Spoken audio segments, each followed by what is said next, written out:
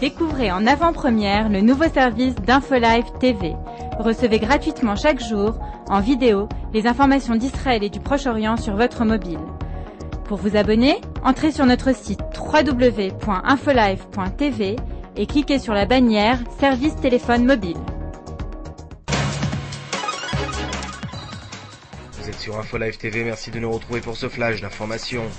Ouvrons cette édition avec l'information diffusée par un quotidien libanais selon laquelle l'un des soldats israéliens détenus par le Hezbollah depuis le 12 juillet 2006 serait mort. Cette information intervient à l'heure où le chef de la diplomatie française se trouve au Liban pour rencontrer les divers acteurs politiques et notamment les représentants du Hezbollah avec lesquels Bernard Kouchner s'est entretenu au sujet du sort des soldats israéliens.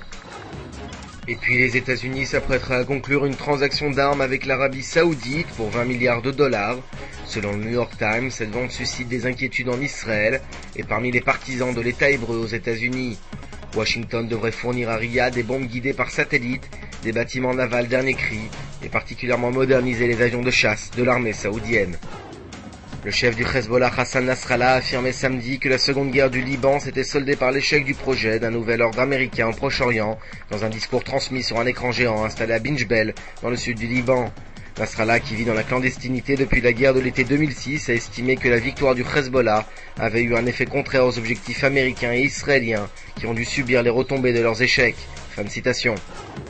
Le président palestinien Mahmoud Abbas a indiqué qu'il allait mettre en application les recommandations de la commission d'enquête interne sur la prise du pouvoir du Hamas à Gaza.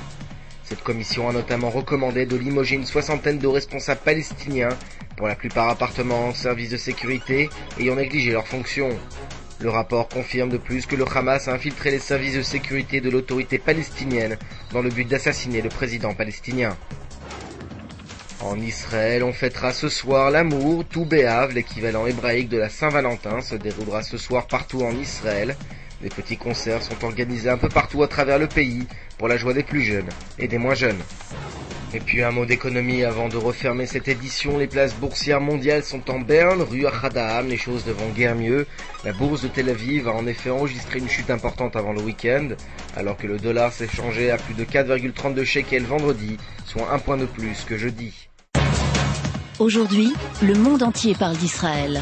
Mais qui parle d'Israël au monde entier, en temps réel, en 4 langues et en direct de Jérusalem? InfoLive.tv, la première chaîne de télévision internationale israélienne.